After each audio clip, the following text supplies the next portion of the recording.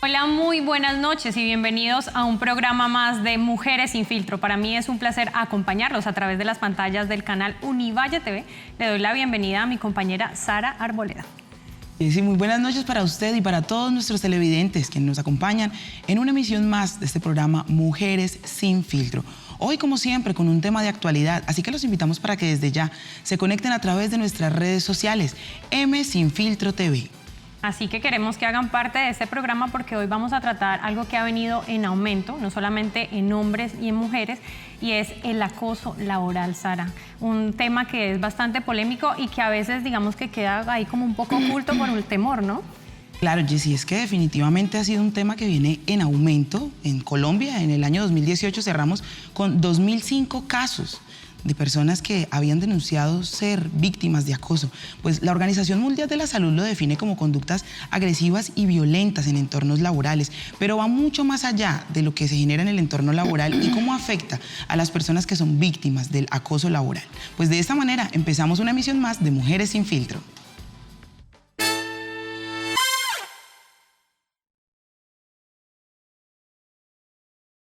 El acoso laboral es la intimidación sistemática y prolongada en el tiempo, del tipo que sea, que se produce contra un trabajador, bien por un par, también por un superior o por algún subordinado. Acosar es intentar hacer daño a alguien que tiene dificultades para defenderse o que está en posición desventajosa con respecto a su agresor. El acoso laboral siempre causa un enorme sufrimiento psíquico y psicosomático en la víctima, tanto en el entorno personal como en el familiar, social y, por supuesto, daña globalmente a la corporación. Es importante diferenciar las modalidades de acoso. Maltrato laboral es todo acto de violencia contra la integridad física o moral, la libertad física o sexual y los bienes de quien se desempeñe como empleado o trabajador. La persecución laboral es toda conducta cuyas características de reiteración o evidente arbitrariedad permiten inferir el propósito de inducir la renuncia del empleado o trabajador. El entorpecimiento laboral es toda acción para obstaculizar el cumplimiento de la labor o hacerla más compleja o retardarla con perjuicio para el trabajador o empleado. Asimismo, la desprotección laboral, que es toda conducta tendiente a poner en riesgo la integridad y la seguridad del trabajador mediante órdenes o asignación de funciones sin el cumplimiento de los requerimientos mínimos de protección y seguridad, entre otros. En consecuencia,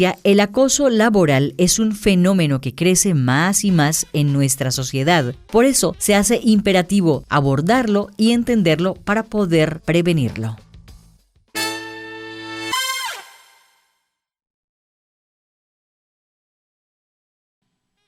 Ahí estábamos viendo un poco el tema del acoso laboral que ha venido en aumento, como ya decía Sara antes de nuestro corte. Por eso tenemos dos invitadas muy especiales. Yo voy a presentar a la primera, que es Elizabeth Lozano. Ella es comunicadora social de la Universidad del Valle y becaria de Fulbright, profesora de la Universidad de Loyola y directora de los programas de estudios de la comunicación y defensoría y cambio social de esta misma universidad. Profesora, bienvenida a Mujeres sin Filtro. Muchísimas gracias, encantada de estar aquí. Sara, tú también tienes una invitada muy especial. Claro que sí, Jessy. Pues por mi parte nos acompaña María Jenny Biafra, quien es abogada, especialista en Derecho Administrativo y magíster en Derechos Humanos y Cultura de Paz. Actualmente es profesional adscrita a la Oficina Jurídica de la Universidad del Valle. Profesora María Jenny, muy buenas. Buenas noches, muchísimas gracias, Sara, por esta invitación.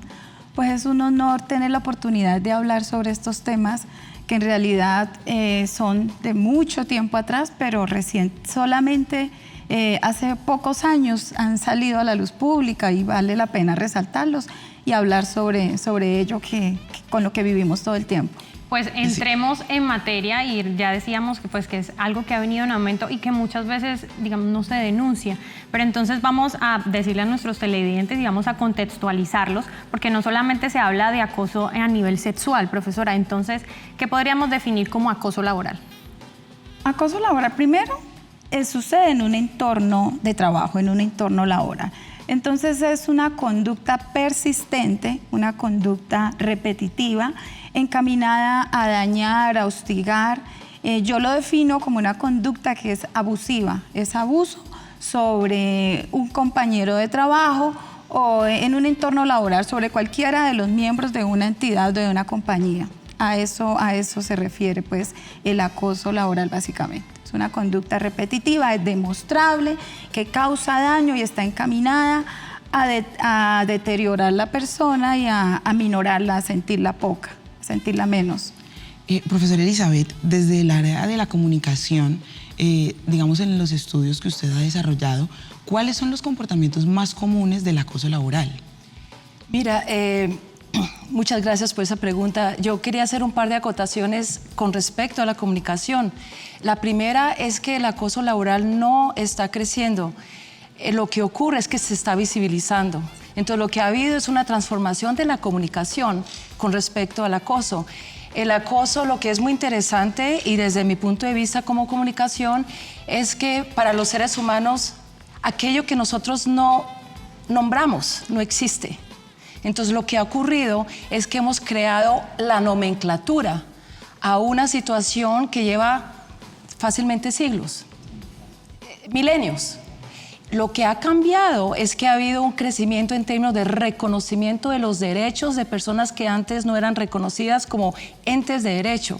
Entonces, desde el punto de vista de la comunicación, a lo que estamos atendiendo es a un crecimiento de los actos nombrados, lo cual significa que lo que estamos haciendo de alguna manera es ver por primera vez la realidad, que antes no la veíamos porque no había manera de nombrarla. Y bueno, entonces ese es un primer asunto que me parece muy importante desde el punto de vista de la comunicación, la relación que existe entre el lenguaje y las experiencias y los fenómenos sociales. Sin el lenguaje no existe el fenómeno social, de modo que hay que nombrarlo. Por una parte. Por otra parte, y hablando de cuál es lo más común, me parece que es muy importante recordar, y seguramente la compañera lo conoce mejor que yo, recordar cómo es importante saber cuándo emergen las leyes que nombran el acoso laboral. Hasta los años 70 en Estados Unidos, eso no se llamaba acoso laboral, eso se llama estar de malas. Eso se llamaba, pues mi jefe es así y yo no puedo hacer nada porque me interesa tener el trabajo. A partir de los 70 eso pasa a ser nombrado con ley y pasa a ser llamado acoso. Es una de las grandes victorias del movimiento feminista de Estados Unidos. En Colombia es reciente. En Colombia tiene 10 años. De modo que aparentemente en Colombia jamás ha habido acoso laboral de ningún tipo, jamás, hasta hace 10 años. Pero porque no existía. Es como decir que a los niños no los violaban antes, o que no había esclavitud, o que no había ningún tipo de violencia porque no había registro. Entonces lo que ha ocurrido es movimientos sociales a través del mundo entero que han nombrado hechos que antes se desconocían completamente. Entonces, a partir de eso, la ley va a determinar qué es el acoso. Y en Colombia estamos imitando las leyes de Estados Unidos y las leyes de Europa, porque están ahí hace mucho tiempo, imitando hasta cierto sentido con ciertas características. Pero, por ejemplo, llama la atención, hasta donde sé que en Colombia no hemos hablado mucho del acoso en espacio público y no hemos hablado del acoso en espacio de instituciones educativas. ¿Sí? Entonces, esas cosas me parece que son, desde el punto de la comunicación, esenciales. En síntesis, es a través de la comunicación que hacemos que los fenómenos sociales existan. Profesora, y usted hacía referencia de acoso en espacio público, también en la parte, digamos, espacio privado. ¿Cuáles serían esas diferencias para poder entender un poco acerca de estos diferentes espacios donde se puede generar el acoso? La compañera nos hizo una definición muy buena en la que nos habló que el acoso laboral es un acoso donde hay insistencia, persistencia y daño psicológico. El acoso en el espacio público tiene características similares, excepto que en el espacio público se entiende que el acoso puede ser puntual y puede ocurrir una sola vez. Entonces hay que pensarlo de una manera distinta porque, por supuesto, está también la figura de la persona que persigue, el stalking, en el espacio público. Y en el espacio educativo, a mí me parece que aquí donde estamos nosotras hablando es muy importante pensarlo porque en el espacio educativo se mezclan todos estos niveles. Tenemos un poco el espacio público, dentro de la universidad, es un espacio privado también, es un espacio laboral, pero es un espacio donde hay menores de edad o personas muy jóvenes y personas mayores. Entonces, en el espacio educativo se mezcla, hay dos tipos de acoso. El acoso que significa quid pro quo, yo le doy a usted una buena calificación y usted se acuesta conmigo, ese es uno. Y el otro es el de establecer un espacio de trabajo malsano, que son dos tipos de situación distinta. Entonces, en el segundo, por ejemplo, uno puede encontrar la situación de un profesor que le dice a las estudiantes el primer día de clase, usted ya pasó la materia con esas piernas. Que se ve. Que se ve, literal, textual. O mamita, pero, o sea, usted también como tan regañona, y uno ya sabe que entonces no va a pasar. ¿Sí? Eso es crear un malestar laboral donde no hay un quid pro quo, pero el otro es algo así como pasate por mi casa a las 10 de la noche, nos tomamos un vinito y yo te explico bien lo que tienes que hacer para el trabajo. Claro, qué interesante el poder hacer, digamos, como la diferenciación de todos los tipos de acoso, ¿no? Porque hablando en claves de regulación, que somos muy jóvenes, digamos, todavía estamos en el embrión en Colombia en términos de regulación, se minimiza un poco los efectos psicológicos sobre las personas que son víctimas de acoso laboral. Profesora María Jenny, ¿de pronto se dimensiona realmente o todavía se dice como es estar de malas o es que mi jefe es así? Se ha minimizado completamente. Justamente en Colombia solamente hasta el 2006, como le decía aquí la profesora, a través de la ley 1010 del 2006, se reconoce lo que es el acoso laboral. Y hay otro aspecto que se ha tratado, que es el acoso sexual, que ocurre en todos los escenarios. Ocurre en una comunidad universitaria que, como bien lo decíamos, aquí confluyen diferentes tipos de actores en esa comunidad universitaria. Entonces, en un espacio de trabajo pueden confluir perfectamente el acoso sexual y el acoso laboral.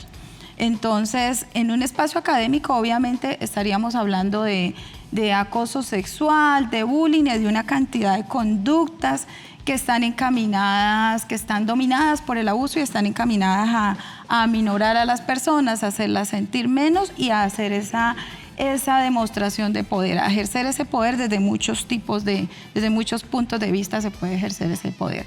Y la conducta sí ha sido aminorada porque, como más o menos, si no hay normas o las normas que hay son pues de pronto un poco blandas, acá en Colombia existe algo que se llama la tramitomanía.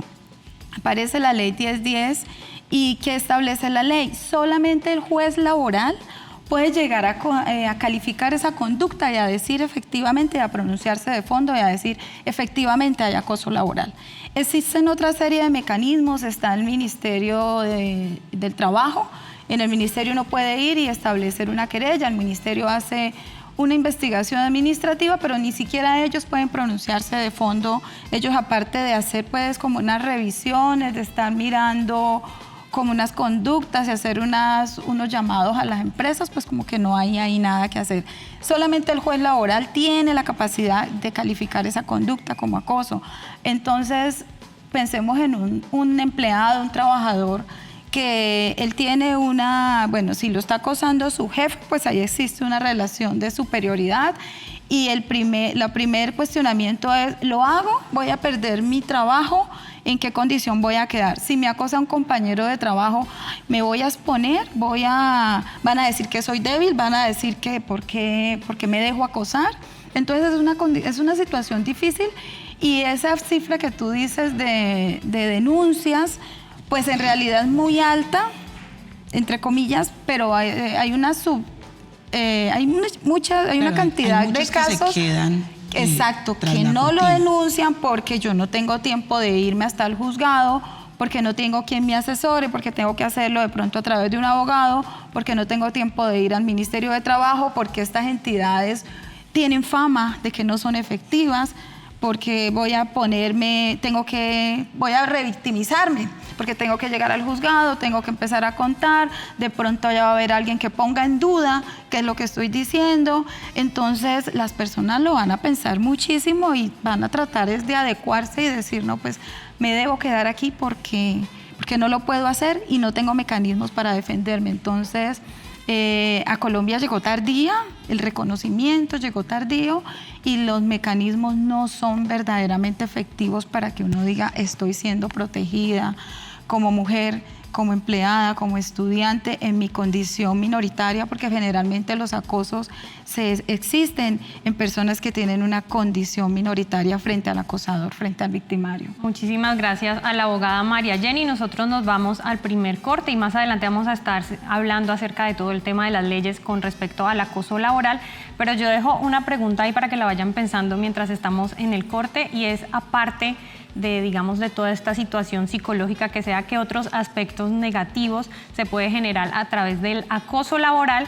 Y además, ¿cómo uno hace la diferencia entre un acoso laboral y un malentendido? Ya regresamos a Mujeres sin Filtro.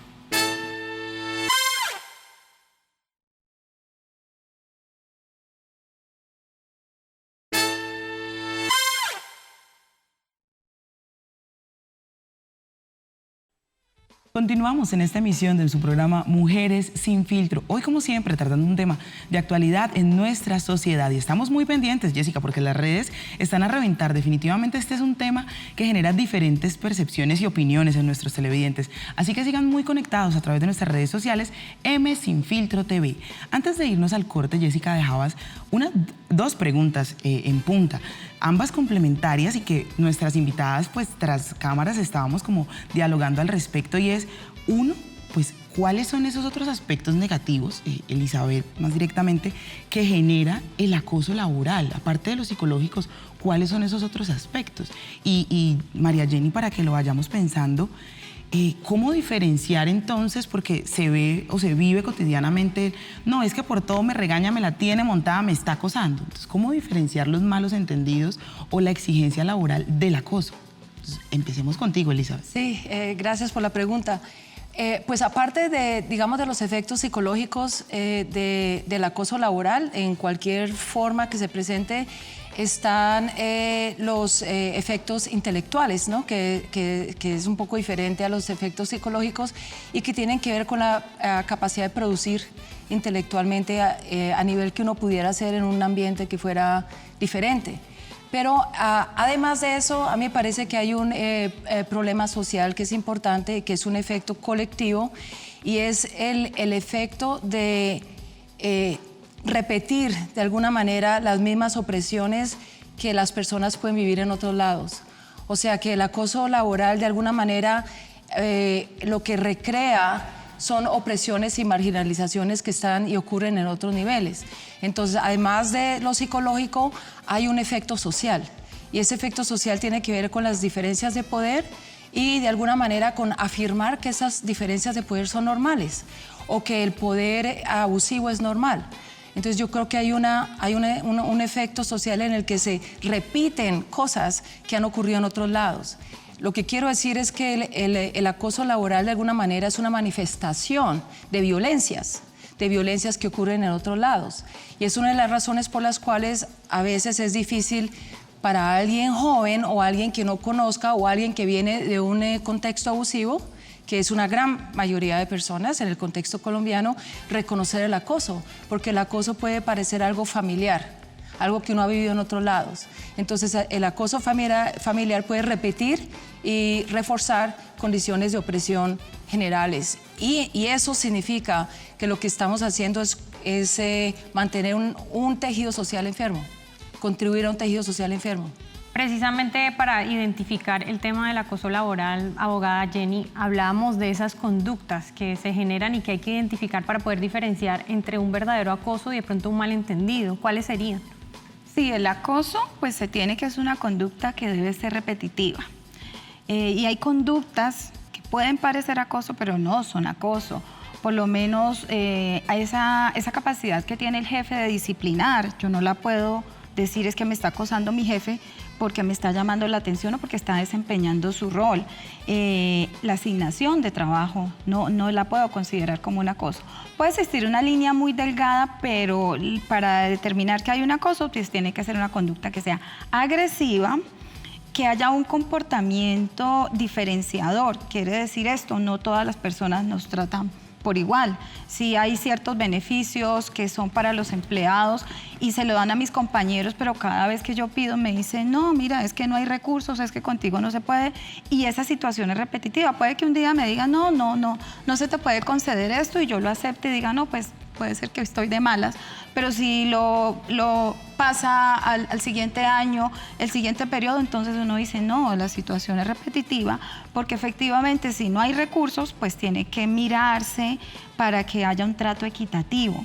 Entonces esa es la diferencia, que tiene que ser una conducta repetitiva y que esté salida pues de tono. Hay otras conductas que son las palabras soeces. Hay agresiones, la agresión no solamente es física, sino a la gente la tratan con palabras soeces, o simplemente están diciendo tu trabajo no sirve, están demeritando lo que tú haces. Entonces ese tipo de cosas. Dentro de una relación laboral, entre subalternos y empleados, o entre los mismos compañeros, porque el acoso es entre compañeros, pues tiene que primar el respeto. Si la relación se pierde el respeto, si las conductas son irrespetuosas y son abusivas, pues directamente uno puede decir es una conducta abusiva. Profesora, usted hablaba de que las redes sociales no es que haya crecido el tema del acoso laboral, sino que se ha hecho más visible.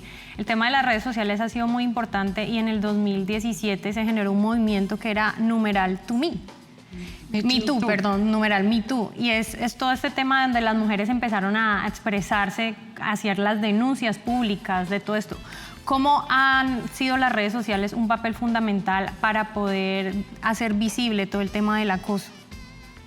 Bueno, creo que el asunto de las redes sociales nos significaría quizás una hora en otro momento para discutirlo, porque las redes sociales son una herramienta bastante compleja y bastante poco confiable, ¿no? Porque las redes sociales no requieren ningún tipo de verificación. No requiere ningún tipo de proceso, ningún tipo de investigación, de modo que ahí sí que, por ejemplo, es el lugar perfecto para confundir el acoso con la venganza, con el mal genio, con el criticar a alguien. Entonces, eso por un lado. Por otro lado, indudablemente las redes sociales han transformado la manera como pensamos el espacio personal y como pensamos los espacios sociales, y han dado una herramienta a personas del común, les ha permitido acceder a los medios, les ha permitido acceder al periodismo sin tener que pasar por convencer a un periódico, a un periodista, a un reportero de cubrir algo. Entonces, por un lado hay un empoderamiento del ciudadano, por otro lado está el crecimiento desbordado de la noticia falsa. Entonces, realmente, este semestre pasado, dicté un curso de 6 meses sobre este problema, ¿no? Y podríamos quizás dedicarle 6 meses a pensarlo.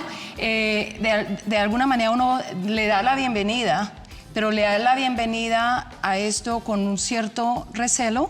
Con lupa. Porque al mismo tiempo que estamos hablando del acoso sexual, estamos hablando que la Tierra es plana y que no existe el cambio climático, ¿no? Y entonces todo esto es así como, ¿no? Y los gatos, los videos de gatos que son como la mitad de toda la producción del Internet. Entonces eso significa igualar cosas de distintos niveles. Sin embargo, hay algo a lo que yo me quería remitir, que había dicho María Jenny antes, que me parecía muy importante resaltar, y es que cuando estamos hablando del acoso laboral, y eso tiene que ver con los medios también, uno de los asuntos es el legal, pero ese es uno de los asuntos, ¿verdad? Y yo sé que María Jenny sabe eso perfectamente. Lo legal es en cierta medida lo último, en ciertos casos, o lo primero en otros casos, pero no hace ninguna diferencia lo legal, a no ser que transformemos la cultura. Entonces yo quisiera que nos pensáramos aquí en este momento qué es lo que ocurre a nivel cultural, no solamente a nivel legal. En el caso que hemos dicho, las leyes sobre acoso laboral en Colombia son muy recientes. Eso nos dice algo, eso nos habla de la globalización, nos habla de alguna manera de ver qué está ocurriendo en el resto del mundo, me parece muy bien, pero la ley no significa absolutamente nada cuando está en manos de un solo juez, por ejemplo, y no significa absolutamente nada si como sociedad no tomamos conciencia. Entonces yo quisiera apuntar en términos culturales quizás la cosa más importante para nosotros en este momento, y es el silencio. el silencio colectivo, digamos la voluntad colectiva de negar la violencia. Y eso se entiende perfectamente en un país con 55 años de violencia armada. Entonces, frente a esa violencia armada, que este señor me hable de mis piernas parece una cosa completamente ridícula, completamente de no interés. Lo relaciono con una ponencia que voy a dictar mañana, precisamente a la cual llamo No pasó nada y sin embargo hubo gritos, que para mí sintetiza esta especie de paradoja entre lo que hemos aprendido colectivamente, que no es nada, pero si eso fue un flirteo, si fue solamente te estaba diciendo algo bonito, ¿por qué te enojaste? Lo normalizan bastante, todo el tema de... 100% es o normalizado o invisibilizado. Y entonces atreverse a hablar de esto es atreverse a hablar de algo que colectivamente hemos decidido llamar flirteo. Pues agradezca que al menos le dijeron que estaba bonita. Así es. No me han dicho que estaba bonita. Uno de los casos más llamativos y que ha movilizado las redes sociales, digamos, en mayor medida en el país fue el caso de las jugadoras de la Selección Colombia, que denunciaron acoso. Esto generó... Laboral y sexual. Laboral y sexual, además. Y generó todo un tipo de reacciones en el país. Y de hecho eso ha puesto mucho los ojos sobre estas actividades que tradicionalmente, podría decirse, han sido realizadas por hombres y que hoy se realizan por mujeres. ¿Cómo entonces este tema de la regulación de las redes sociales, pero además del entorno social, está cambiando o está recibiendo este tipo de manifestaciones? Dale, Jenny. Esas conductas se han naturalizado. Vemos que tenemos siglos de conductas que han sido normales, ¿no? Eso es normal, no, eso es natural, que a usted la grita el jefe, es natural que usted pase y la desvistan, y es natural que el piropo no sea un piropo, sino una agresión a tu condición de mujer, o es una discriminación a una persona porque tiene tiene gustos sexuales diferentes a los inclusive hasta que la están vestimenta normativos. también. Se ha naturalizado. Entonces, cuando llega todo esto, cuando empezamos a poner esos derechos por encima y tratamos de hacer conciencia, y las personas dicen, ay, no, es que yo no tengo por qué aguantarme que mi jefe me mire de esa forma, o que mi jefe me grite, o que mi jefe me hable de esta forma, o de que demerite mi trabajo. Entonces, claro, las personas vamos creando conciencia. ¿Qué es la ley? Para mí, lo digo como abogada, los países en que más leyes hay son los países que tienen más fracaso a nivel social, porque la ley viene a ser ese resultado, y la ley debe ser, hay una cosa que se llama última ratio. Yo debo utilizar la ley como un mecanismo, como el último mecanismo. Antes de yo ser normativo, de yo ser punitivo, yo tengo que entrar a tratar la sociedad. Entonces yo veo un problema muy grande en Colombia. Nosotros todas las problemáticas que están emergiendo las estamos queriendo tratar a partir de la ley, a partir de todo se vuelve punible. Pero es un fracaso, porque antes de ir a esa punibilidad tiene que haber una educación y tienen que establecerse otros patrones de conducta. Tenemos que trabajar para que la cultura cambie, para que tengamos otro tipo de personas, y eso no lo va a hacer la ley. Nosotros acá en Colombia piden pena de muerte, piden cadena perpetua, y hay países donde hay pena de muerte, hay cadena perpetua, pero los delitos se cometen. Entonces, si no cambiamos, si no hacemos ese viraje en la educación, si no resaltamos eso, si no hacemos conciencia, porque hay muchos acosadores, hay muchas personas que son victimarios, pero no saben. Piensan que eso es normal, pero ¿cómo va a ser anormal que yo la mire a usted que está tan buena? Si eso yo lo he hecho toda la vida, si eso lo hacía mi papá, si yo crecí con eso. Entonces, pues buenísimo decirle, venga, encerrémoslo, pero esa no es la solución. La solución es educativa, y tenemos que sensibilizar. No solamente sensibilizar a las mujeres, porque en el tema del acoso sexual, entonces siempre estamos tratando de sensibilizar a las mujeres. Los cursos que dan sobre género están dedicados a mujeres, pero tenemos que sensibilizarnos todos como sociedad. El victimario, llamémoslo de esta forma, él tiene que saber que eso que está haciendo es incorrecto, que esa conducta no la puede hacer, Y él no va a dejar de hacerlo porque lo van a meter preso, porque para el acoso sexual hay una pena privativa de la libertad, pues entre comillas, porque eso en realidad no es privativo de la libertad. Lo que pasa es que esa persona tiene que hacer conciencia de que eso está mal, que eso es agresivo. Mientras eso no suceda, va a fracasar, las medidas legales van a fracasar y van a seguir fracasando. Y vamos a seguir acumulando leyes porque somos uno de los países, tenemos una constitución política maravillosa, tenemos una cantidad de leyes que uno lee esto y uno dice, vivo como en Suiza, como en Dinamarca, como en un país diferente, pero si le dejamos todo ese peso a la ley, a los jueces, a quienes operan este tipo de cosas, ahí no va a pasar nada. Tenemos que empezar por educarnos, por hacer conciencia, por sensibilizarnos todos acerca de la situación. Bueno, pues la solidaridad es un aspecto muy importante, Elizabeth. No, sí, te iba a decir que me encanta estar aquí con María Jenny, porque cada vez que ella dice algo, yo estoy diciendo que sí, que sí, que sí. Es un poco aburridor porque estamos muy de acuerdo, me encantaría estar en desacuerdo también, de pronto sería muy animado, pero yo quería apuntar un par de cosas que María Jenny me recuerda de alguna manera. La primera es que cuando estamos hablando de acoso sexual o acoso laboral, es extremadamente importante decir el acoso sexual y el acoso laboral puede venir de cualquier género.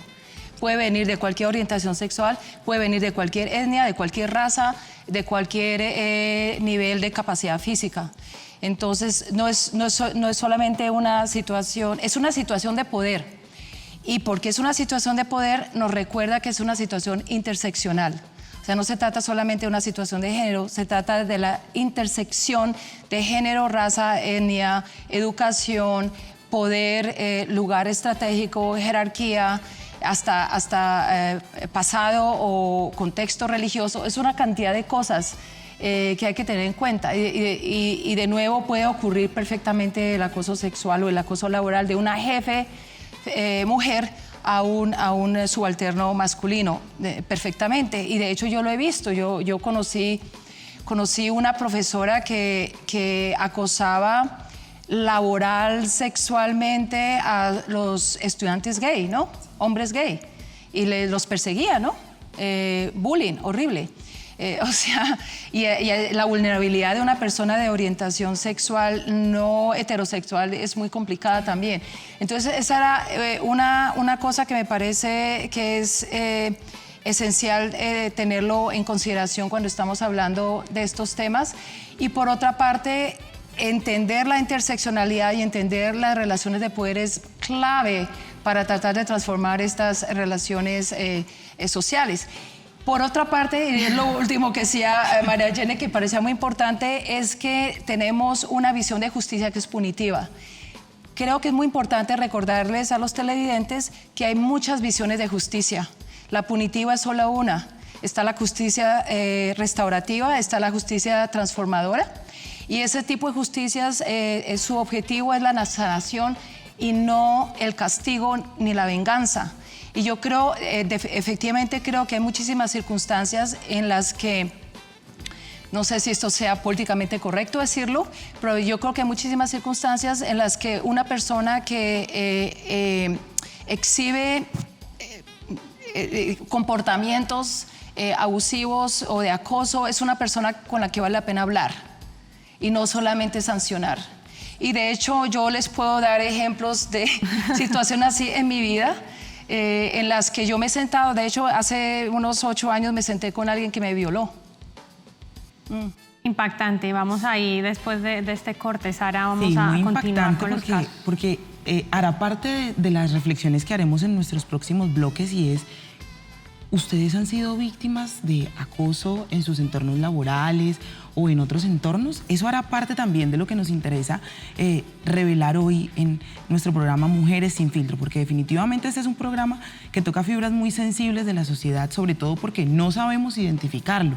Y hasta los más grandes emporios empresariales se han visto afectados por ello. Tal fue el caso, por ejemplo, de Google, donde a raíz de las denuncias de acoso sexual, pues muchos de sus empleados en diferentes ciudades del mundo se retiraron de sus puestos. Entonces, hay ya todo un tejido de solidaridad que se está dando, bien sea alrededor de las redes sociales o por la conciencia que se está generando, porque ya se ha clarificado o se le ha tipificado de alguna manera en el código social a este tipo de conductas. Pues esto y más será lo que seguiremos debatiendo en esta emisión de Mujeres sin Filtro. Los invito a una pausa, patrocinadores.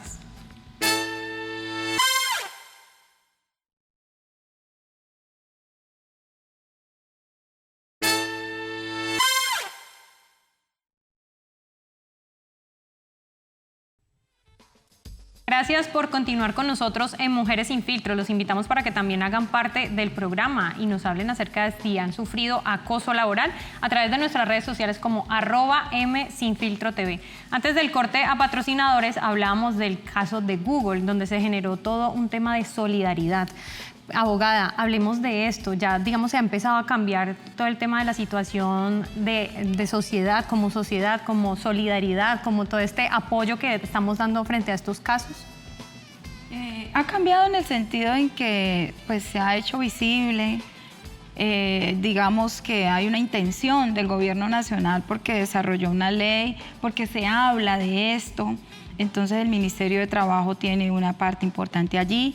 En las empresas y en las entidades está la obligación de crear unos comités de convivencia y a través de esos comités de convivencia pues se tienen que ejercer unas gestiones, se tienen que hacer unas cosas y finalmente envuelve lo punitivo, la empresa puede llegar a ser sancionada cuando no interviene, pero eso es después de todo un proceso.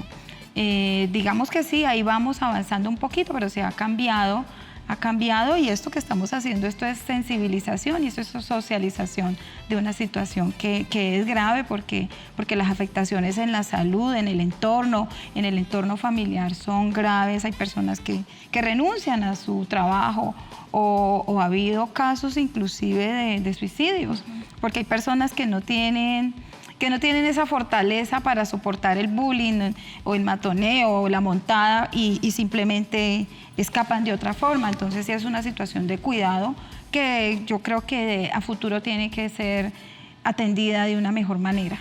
Hay muchos casos que podríamos analizar en esta emisión del día de hoy, pero hay uno en particular con el que quisiéramos como acotar estos análisis que hemos desarrollado y es el caso de la periodista Claudia Morales. Ella trabajaba de la mano pues, de un alto funcionario del gobierno y después de muchos años de haber cesado el servicio, pues denunció y los señalamientos que ella recibió fue que ella quería hacer fama a través del nombre pues, de esta figura pública y que quizá eso era mentira. ¿Por qué siempre la víctima termina siendo señalada? ¿Por qué siempre termina siendo acusada? O sea, hemos llegado al punto de la normalización. A veces somos solidarios en redes sociales, pero entonces cuando es ella, es mujer, quizá es porque se viste de esta manera, porque genera estas conductas. Se revictimiza. Entonces, por lo menos la norma dice que para que el acoso laboral tiene que ser demostrable. Entonces ahí viene un problema probatorio. El acoso sexual también debe ser demostrable. ¿Cómo pruebo yo que todos los días me dices, me tratas con palabras soeces? Tengo que coger la cámara, o sea, hay cosas que son difíciles de probar y eso juega en contra de la víctima. Entonces la víctima puede irse al otro extremo. Claro, ha habido casos en los cuales también hay personas que pueden caracterizarse como víctimas para hacer daño, pero en este caso es muy difícil y yo creo que debe darse la credibilidad aparte de una prueba que esté constituida. Entonces es difícil y entonces van a decir, bueno, pero ella ¿por qué no denunció antes? Pues si no denunció antes porque tenía una necesidad de un empleo por N características y eso es lo que pasa. Y por eso muchas mujeres no denuncian, por eso no solo mujeres, por eso muchas personas que están siendo víctimas de acoso de cualquier tipo no denuncian porque eso puede ser una conducta puede ser una situación que se venga en su contra. Porque hay un hilo muy delgadito, ¿no? Eso es como una línea muy delgada entre el acoso y el acosador lo hace muy sutilmente. El acosador lo hace de manera tal que no sea tan notorio. Entonces, esa línea tan estrecha y tan delgada es lo que puede hacer que estas personas sean luego, pues inclusive los acosadores van y ponen denuncias por el delito de, ¿cómo se llama? Difamación. De difamación. Calumnia. Por calumnia.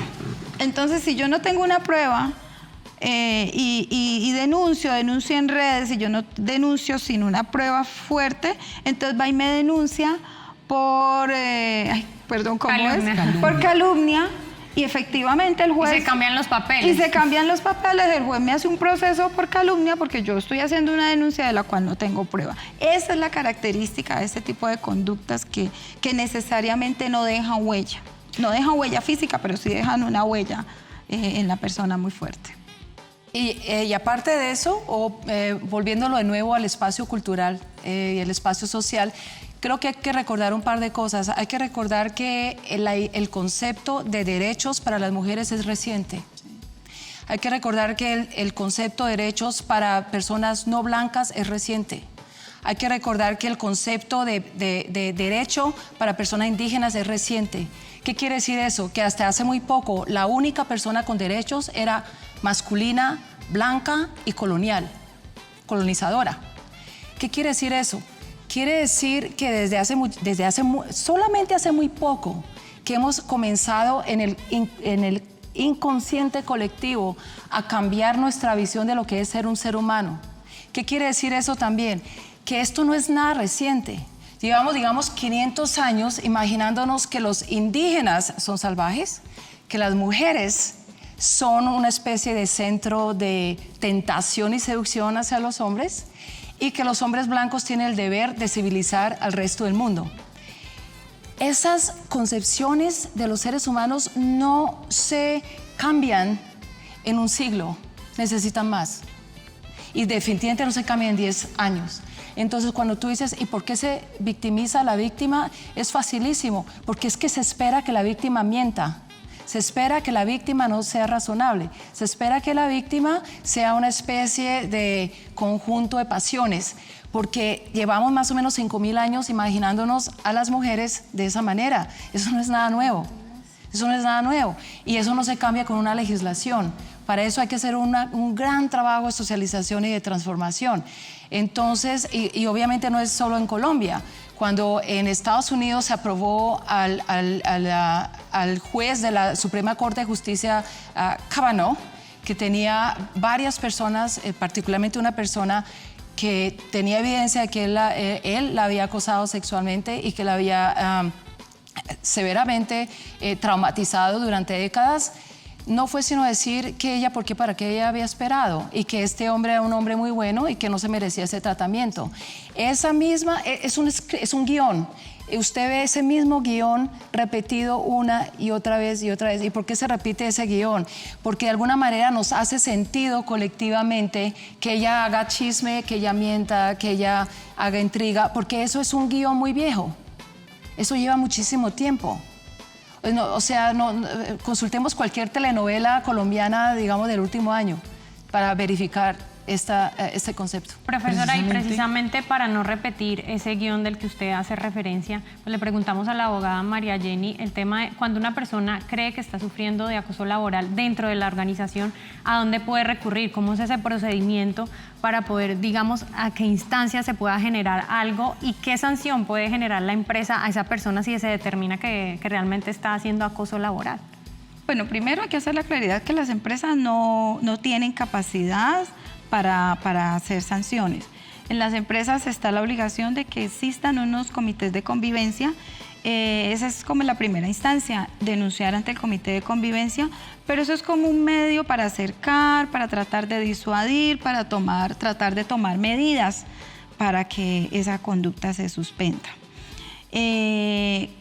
Está el Ministerio de Trabajo, que el Ministerio de Trabajo, ¿qué es lo que hace? Puede iniciar unas investigación administrativa en contra de la empresa y lo que va a hacer es verificar qué medidas ha tomado esa empresa a través del comité de convivencia. No se hace directamente a la persona.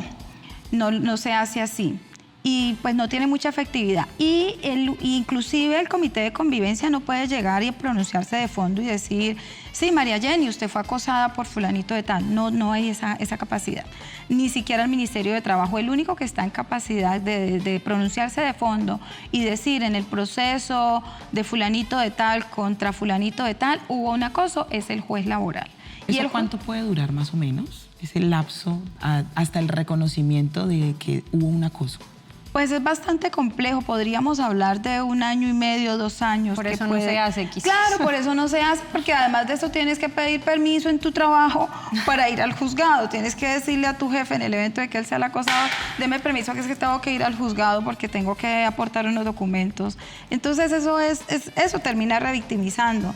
termina uno diciendo, no, pues yo para qué voy a hacer eso, además que yo no tengo la certeza de que finalmente vayan a decir que efectivamente fui acosada o de pronto tengo el riesgo de que me pongan una denuncia por calumnia o de que me echen del trabajo, de que se metan por otro lado y me saquen del trabajo, porque esa es una situación que es evidente. En Colombia no hay trabajo. En Colombia somos privilegiados los que tenemos trabajo y los que tenemos pues estabilidad. Entonces, como se dice vulgarmente, la gente no juega con la cuchara y la gente termina pues soportando ese tipo de cosas. Entonces es muy complejo. Y lo que hace el juez laboral cuando detecta que hay un acoso es fijar unas sanciones y unas multas tanto para el acosador como para la empresa. Eso, en ahí estamos. Bueno, y lo otro es el acoso laboral, ¿no? El acoso sexual, perdón. El acoso sexual está determinado como un tipo penal. ¿Eso qué quiere decir? Que en el Código Penal está esa conducta que se llama acoso sexual. Como les decía ahora, hay una pena privativa de la libertad, creo que es entre 1 y 3 años. Entre 1 y 3 años eso es escarcelable, las cárceles están llenas y para los jueces van a decir, no, pues cómo voy a meter a este señor porque le tocó la cola, habiendo tantos delincuentes por fuera. Entonces, pero sí está, ¿no? La persona puede ir a la fiscalía, porque como es una conducta penal, la persona puede iniciar las acciones administrativas y las acciones laborales, pero puede ir a la fiscalía, lo que termina pues en un proceso penal. Y un proceso penal es importante porque a las personas tendrían sus antecedentes penales y es importante que la gente lo haga. Yo invitaría a las personas que se sientan acosadas a hablar. Bueno, no sé, con el tema de las redes soy un poquito esquiva con lo de las redes porque lo de las redes se termina haciendo puedo usar la palabra chisme, entonces puede ser mal visto y no puede ser bien usado, pero hablen, que para eso están las instancias. En la medida en que nosotros usemos las instancias, pues va a haber la necesidad de que haya un empoderamiento y que haya de fondo la situación mejore. Por lo menos va a haber estadísticas y las personas van a sentir que ya no lo van a hacer porque se van a ver enfrentadas a un proceso penal o a un proceso administrativo, a una demanda laboral. Pues definitivamente, no solamente la legislación es lo que puede ayudarnos en este tema, como lo han dicho nuestras invitadas, sino la transformación social, recomponer los lazos y el tejido social. Eso es lo que nos puede llevar a evitar que se generen casos de acoso sexual o de acoso laboral y que por ende pues tengamos que generar todo un tipo de legislaciones y regulaciones. Vamos a nuestro corte, a patrocinadores, porque ya venimos, Jessica, fuimos a ver qué es lo que piensa la gente en las calles al respecto del acoso. ¿Han sido víctimas? ¿Lo conocen? ¿Lo practican? Pues vamos a ver qué fue lo que nos dijeron. Vamos a nuestra pausa, patrocinadores.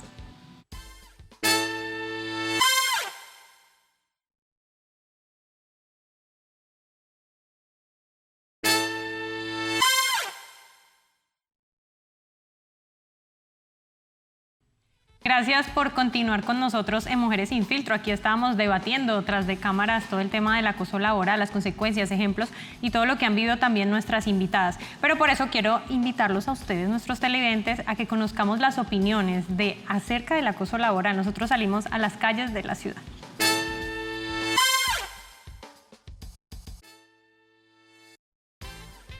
¿Considera usted que en Colombia es generalizado el acoso laboral y por qué? Me parece que sí es generalizado, me parece que hay unos ambientes laborales donde pues se trabaja bajo mucha presión, bajo muchos pues problemas, con jefes que de pronto son inconsiderados con las personas que están bajo su cargo y entonces pues creo que generan como mucho maltrato psicológico a sus empleados. No, es un tema que en realidad sí está pasando mucho a las mujeres, tanto mujeres como hombres pasa, y no creo que solo debería enfocarse en mujeres, sino también en los hombres. No debería victimizarse tanto a la mujer, sino hacer esto como un problema que afecta a hombres, a mujeres y que en serio está pasando y que simplemente se ha invisibilizado o se ha hecho como que no, son dramáticos o en serio no está pasando, porque sí pasa. Bueno, sí, la verdad sí, y pues nosotros, especialmente los estudiantes, cuando salimos, nos encontramos como en el limbo de que no sabemos qué hacer porque siempre nos piden experiencia de 1 año, 2 años y bueno, no la tenemos. Entonces sería bueno que implementaran eso de que no haya pues, un límite o un tiempo requerido de experiencia para trabajar.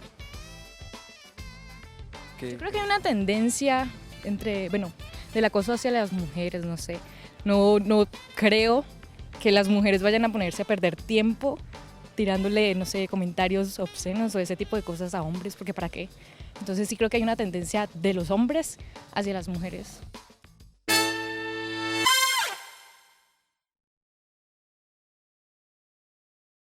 Bueno, pues ahí veíamos las opiniones de nuestras mujeres sin filtro en las calles de la ciudad. Opiniones muy variadas al respecto de lo que es el acoso laboral y el acoso sexual. Pero hay una de las chicas tocaba un tema muy importante y es, bueno, hay ambientes de trabajo que definitivamente son hostiles, que generan hostilidad, que se sexualizan además. Y entra ahí el ingrediente del WhatsApp, el uso del WhatsApp como herramienta de trabajo en horas no laborales.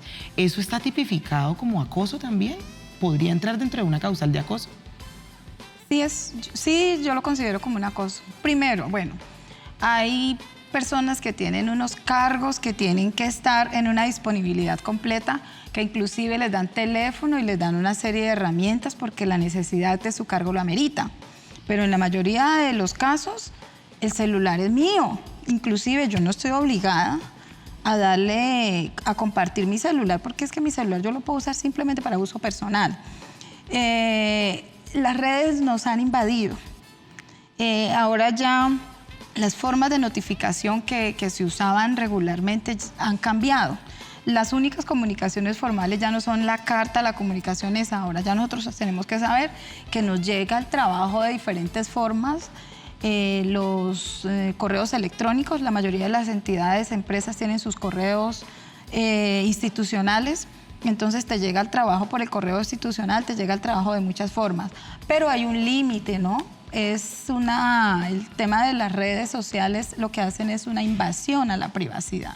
Entonces sí constituye un acoso que yo salga de mi trabajo y yo empiece a recibir mensajes y dándome órdenes, por lo menos si yo las recibo, las ignoro. Bueno, mi jefe en este momento no hace eso, pero sabrá que si me escribe a las 2 de la mañana o que si me escribe en horarios no laborales, yo no tengo por qué responderle porque hay unos horarios que hay que respetar, así como al empleado se le exige, al trabajador se le exige que cumpla un horario, que tiene que tener una permanencia y que tiene que cumplir con unas responsabilidades, pues tiene un tiempo libre que tiene que ser respetado. Eso sí es una invasión completa a la personalidad. Y una persona se puede negar a reportar su número de teléfono, se puede negar a ser parte de grupos. Lo del WhatsApp es lo peor, que es una herramienta muy buena, pero es una herramienta muy invasiva. Solamente con tener un número de teléfono las personas ya pueden empezar a mandar cosas, pues hay unos filtros que bloqueos y todo eso, pero una persona puede negarse a ser parte de un grupo porque hay otros medios institucionales que tienen que usarse para la comunicación en la entidad, en una comunicación formal pues de trabajo. Este programa se llama Mujeres sin Filtro y aquí tenemos 2 mujeres que han estado contándonos sus experiencias, pero en especial admiramos y aplaudimos la valentía de la profesora que nos estaba contando un poco antes acerca de toda esta situación que vivió ella. Queremos pues que nos cuente, que nos relate esa situación para poder que las televidentes que nos están acompañando el día de hoy se sientan empoderadas en denunciar y no se queden calladas.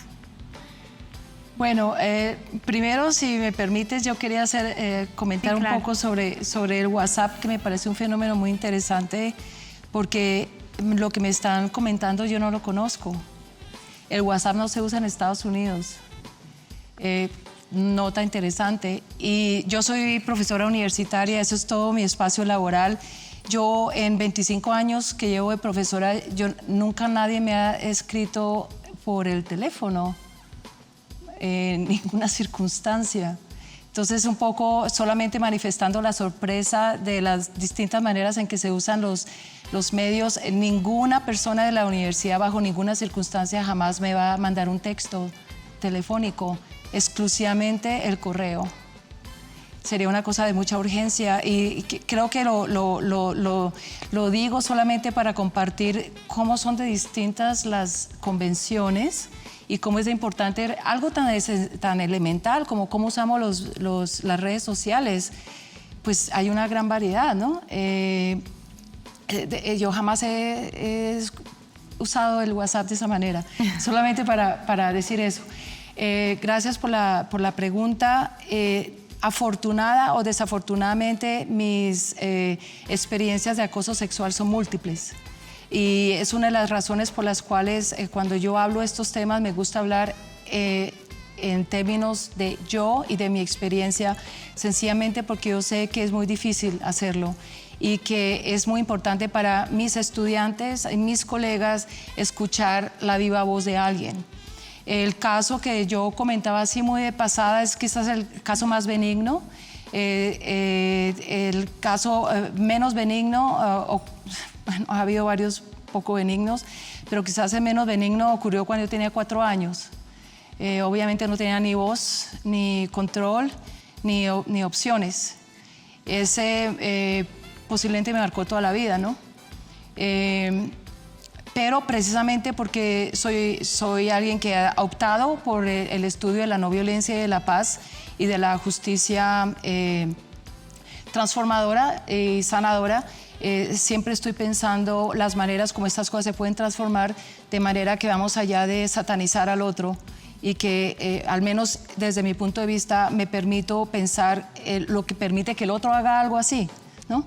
Y lo que yo decía en pasada, que ocurrió hace muy poco, yo me senté con alguien que aventuró a ser sexual conmigo en contra de mi voluntad. Y yo me senté con él. Él es un colombiano joven muy rico que vivía en Estados Unidos y yo le expliqué que eso en Estados Unidos se llama violación. Literalmente se lo expliqué.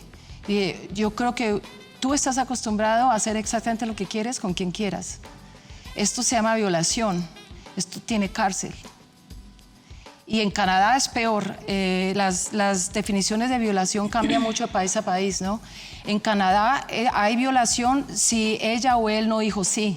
No es necesario solamente no decir no, sino que hay que afirmar, es decir, sí, quiero acostarme contigo. En la ausencia de una afirmación es muy posible que haya una violación. Eso en Canadá. En Estados Unidos la legislación es distinta y varía de estado a estado. Y Loyola, por ejemplo, mi universidad tiene una legislación muchísimo más radical que la de Chicago o la de Illinois. La universidad tiene 0 tolerancia y expulsa a cualquiera de cualquier nivel que incurse en un acto de violación o de acoso sexual.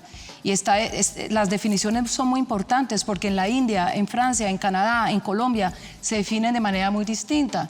Entonces yo le decía a este joven, le decía, lo que tú has hecho en tu casa, aparentemente te han formado a creer que esos son tus derechos. Pero literalmente, es que eso es cierto, es que eran sus derechos. Hasta hace muy poco él tenía derecho sobre los indígenas, él tenía derecho sobre las mujeres, él tenía derecho sobre los otros porque es una persona privilegiada. Entonces yo me senté y le expliqué que eso en Estados Unidos se llamaba violación y que yo le daba 2 opciones. O lo denunciaba, iba a la cárcel, o se volvía a Colombia y hacía trabajo social. ¿Y qué opción tomó? Él tomó, porque de hecho él estaba indocumentado y estaba usando a mujeres para que lo mantuvieran.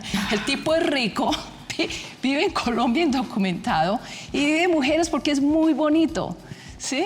Eso es típico, o sea, Dios mío. O sea, ojalá dijéramos que no, pero es como un arquetipo. Sí. Yo le dije que le daba esas 2 opciones, que a mí me parecía que era una perdedera de tiempo que él tuviera que pasar en la cárcel, ¿no? Que además lo iban a violar también a él. Lo cual no es nada divertido y no se lo deseo a nadie. Y él optó por devolverse a Colombia. A los 2 meses se volvió a Colombia y ahora se dedica al trabajo misionero. Bueno, pues qué interesante. Él aceptó. Primero aceptó que no y luego dijo que está bien. Pero ese es un caso muy suave. No lo considero a él una persona irremediable. Interesante poder escuchar y conocer, digamos, de una persona toda esta experiencia, pero además toda la mediación, Jessica, el poder sentarse de pronto con su agresor y poder generarle opciones para que pueda entonces resarcir su comportamiento y que no se repita más. La profesora Elizabeth tocaba un punto muy importante y es la legislación universitaria. Desde aquí, desde Colombia, María, ¿qué se está haciendo en la Universidad del Valle en términos de legislación contra acoso laboral o acoso sexual?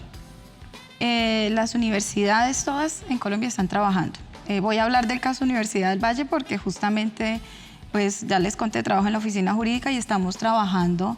Ya aquí se ha establecido la política de género, aquí se está trabajando en la política de género.